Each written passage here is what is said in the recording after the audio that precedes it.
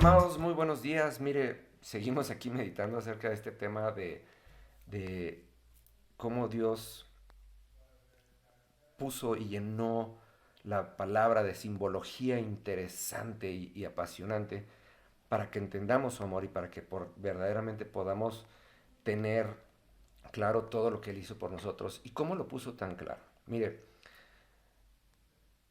el hecho de que Dios abra las aguas, seque la tierra para que pasemos con pies secos o pisemos tierra seca, es una simbología de bautizo. Y como le decía en el video de ayer, muy pronto vamos a estar hablando acerca de todo lo que implica el bautismo y lo fascinante que es. Pero habla de que cada vez que pasa esto, y esto es un tema recurrente en la Biblia, no es algo que nada más pasó en el Mar Rojo. Si usted lee la Biblia se va a dar cuenta que pasó varias veces. Pero es una simbología de bautismo y bautismo no es otra cosa que un cambio de estado. Cuando el pueblo de Israel sale de Egipto siendo esclavo y pasa por el Mar Rojo, se convierte en el pueblo de Dios. Cuando el pueblo pasa 40 años en el desierto y pasa por medio del río Jordán, que también fue abierto y la tierra fue secada para que el pueblo pasara, el pueblo pasa de ser nada más el pueblo de Dios a convertirse en conquistadores para Dios. Cada vez que hay un bautismo hay un cambio de estado. Y por eso tenemos que entender que Dios quiere llevarnos al siguiente nivel en todas las ocasiones y que su sangre nos evita pasar por el paso pesado de la culpa de nuestro pasado, por la culpa de nuestros pecados, por el remordimiento de lo que hicimos, por la, el pensar que no tenemos la capacidad y a lo mejor ni siquiera la tenemos, pero en Él la tenemos.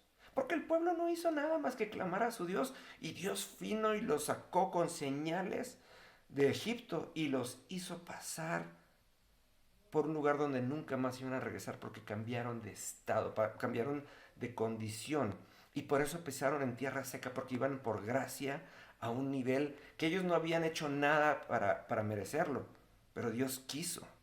Pasaron 40 años en el desierto renegando, pasaron 40 años quejándose, pasaron 40 años dudando.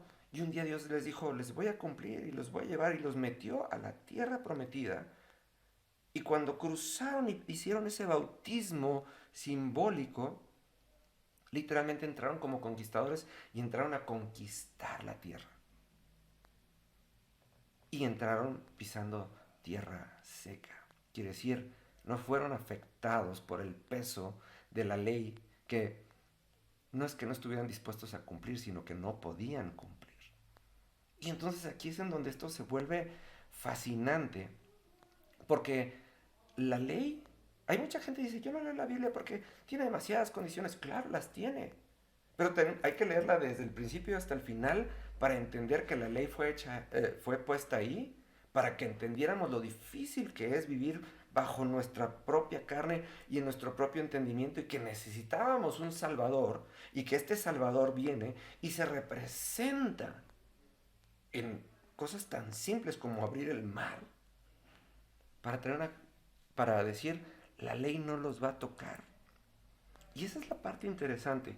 Hoy estamos hablando acerca de que el bautismo es un cambio de estado. Por eso en la carta a los Gálatas, en el capítulo 5 en el versículo 22 viene a decir, y este es el fruto del Espíritu, es decir, cuando el Espíritu de Dios tiene un lugar en nuestro corazón y le permitimos que anide y que empiece a hacer fruto, habla del amor, del gozo, de la paz, de la benignidad, de la bondad, del, y termina en el dominio propio, pero luego dice una cosa bien interesante. Dice, contra todas estas cosas no hay ley. Y hace referencia a ese momento en donde el mar se abre, se generan paredes de agua y en donde la tierra que pisamos es seca. Y dice, cuando nos atrevemos a operar en el Espíritu, ni la ley puede contra nosotros. Está haciendo referencia a ese símbolo. Mañana vamos a hablar un poquito más a detalle de esto, pero esta es la parte emocionante. Dios tiene gracia para nosotros. Cuando nosotros entendemos la gracia, podemos operar de una manera majestuosa. Mire, existe la misericordia y existe la gracia. La misericordia es el hecho de que no recibamos el castigo que merecemos a causa de nuestro pecado. Pero la gracia va más allá. La gracia es que recibamos las cosas que no merecemos a pesar de nuestro pecado. Si se fija, la misericordia es solamente no recibir lo malo. La gracia es operar en lo bueno, en lo justo, en lo santo, el dar frutos como Dios. Entonces, cuando vemos estas pequeñas cosas, al menos a mí, yo espero que usted también, se me antoja todavía más empezar a meterme más con Dios, a leer la palabra, a buscar todas estas referencias, porque entonces empiezan a abrirse como luces y dice uno, wow, cuánto me ama Dios. ¿Qué opina usted? Déjemelo saber, dígame si tiene dudas o lo que sea, y le seguimos mañana.